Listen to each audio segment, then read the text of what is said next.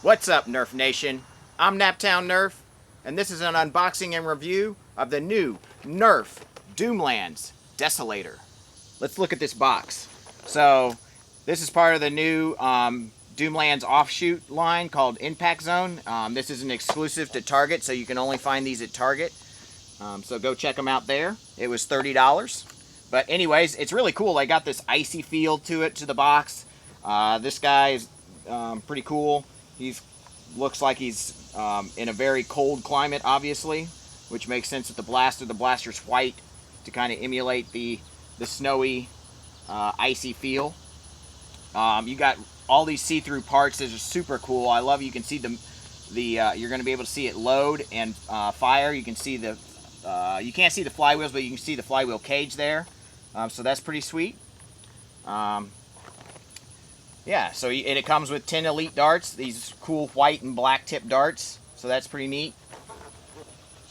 The back of the box, again, it has the same guy, some like a cartoon kind of sketch here. It shows the new long arm, which is the other blaster coming out in the line. And then over here it says, there's a little story that goes along with it. In the meteor's impact zone, an alien spore is changing harmless ash into deadly creatures. A lone hero enters the zone to destroy the spore and battle the infection. So that's kind of neat. So yeah, that's pretty much the box. Let's crack this guy open. All right, let's get into this box.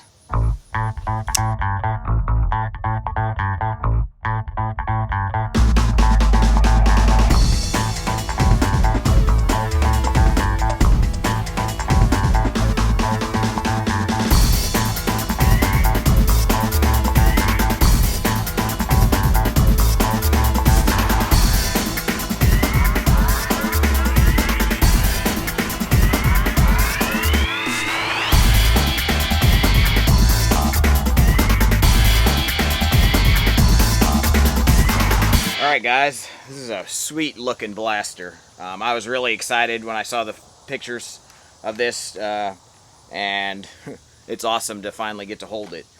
First thing that I really noticed is this is insanely thin. Like, it's a lot thinner than pretty much any blaster I can ever think of. I mean, that stock is really thin.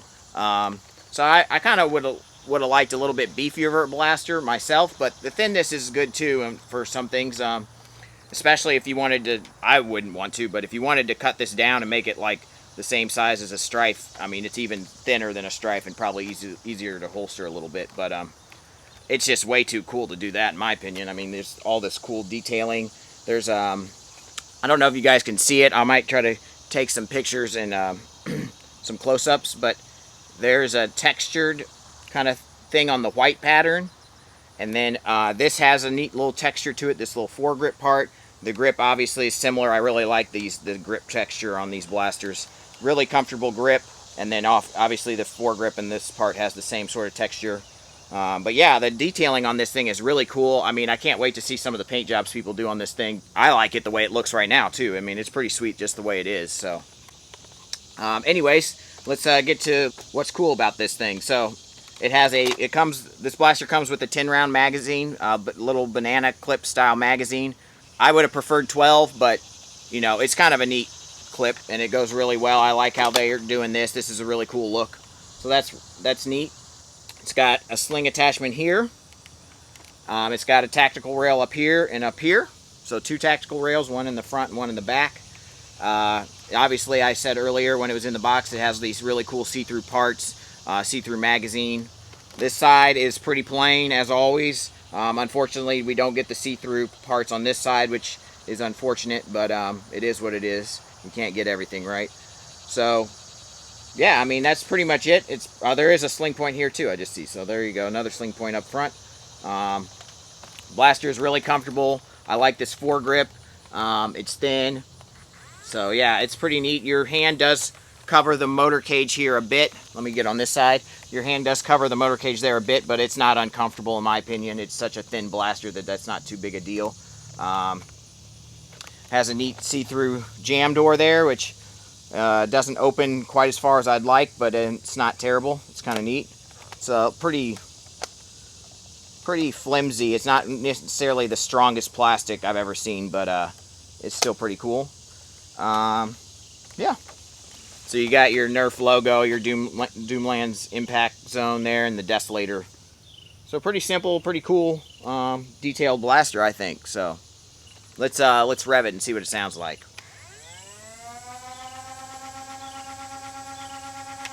It's actually really quiet, a lot quieter than I remember the original Strife. And this is internally a Strife, if anybody was wondering. Really, the only difference is the cage is going the opposite direction. On the Strife, the motors stick out this side, and on this one, it's this way. So, yeah. And comfort, it's not bad. I mean, it's really small and tight, but I don't mind it too much. It would have been nice to have another couple inches, but it's not bad. And this is thin, but it's still very comfortable, I think. And actually, it might be better in some ways than a thicker stock that can get in the way when you have a lot of tack gear on. You got stuff up here, so a thinner blaster might be easier to shoulder, actually, than a thicker blaster. So, yeah, that's really cool. Let's fire this thing a couple times.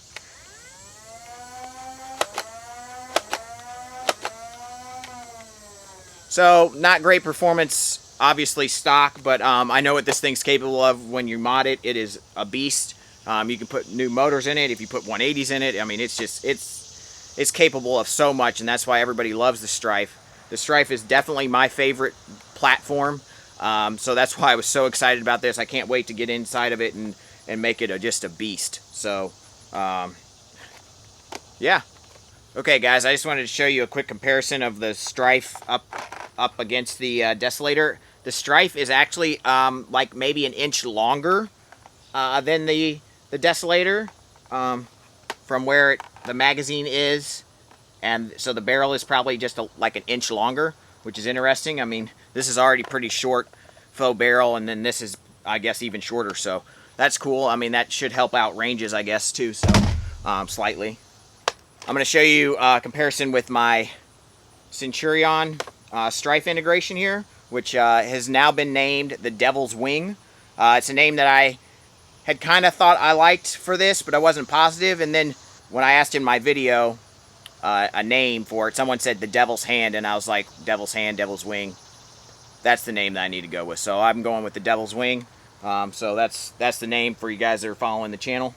But yeah, this is probably an inch and a half longer, and just a ton thicker. Obviously, I mean, you could probably stick this whole thing a lot easier than the Strife inside of the Centurion, so that's interesting. But anyways, yeah, it's a very similar kind of look, and so that's one of the reasons why I'm so excited about this.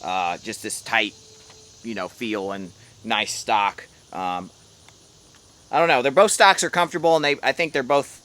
It's probably preference on whether you like a thicker or a thinner stock, but both seem pretty nice. And this is obviously you can just purchase out of the box, and this takes months of doing to get it to this kind of level. So, and a lot more money, obviously, than the $30 I paid for this. We're gonna stick one of my worker banana mags in here and see how it does with that.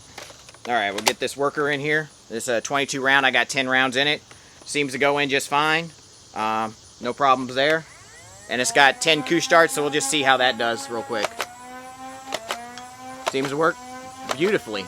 No problems. Okay, guys, let's go take this thing to the range and see what kind of distance we can get out of it.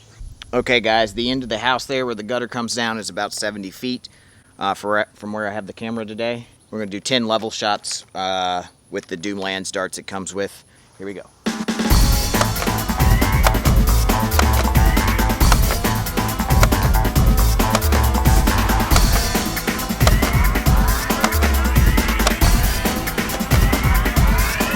Alright, we'll just do, I'm going to do 5 couche flat level and then 5 angled couche. Here we go.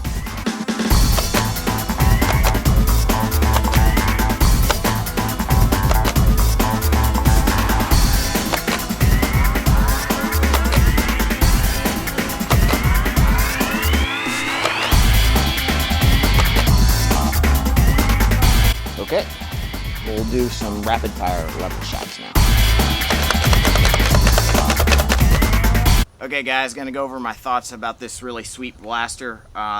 really like it. I mean, it's $30, so it's a tad more than a Strife retail, but with this cool stock and the actual really awesome look, I really am not a big fan of the way the stock Strife looks, so I'm really happy there's this out there now. I think this is a really good option for people playing HVZ, or really any sort of game, because it's really light and easy to move around with. Really has a lot of potential, obviously modding, just like the Strife does.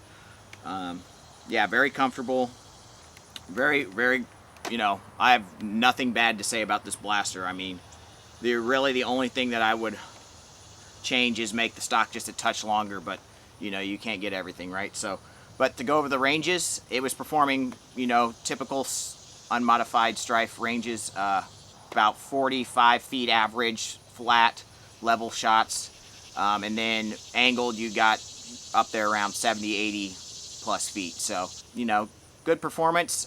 When you go rapid fire, just like every unmodified electronic blaster, you're going to lose a lot of range because the flywheels just can't keep up with stock batteries. So obviously we lost some range there. It was probably about 25-30 feet when you just went pop, pop, pop, pop, pop. But to be expected. So you just got to wait for those flywheels to rev up to get top tier performance in a stock blaster like this. Yeah, well, with that, I just want to say thank you guys for watching. I really appreciate your viewership. If you like this video, please like, subscribe, and share. And hope to see you in the next video. Peace out, guys.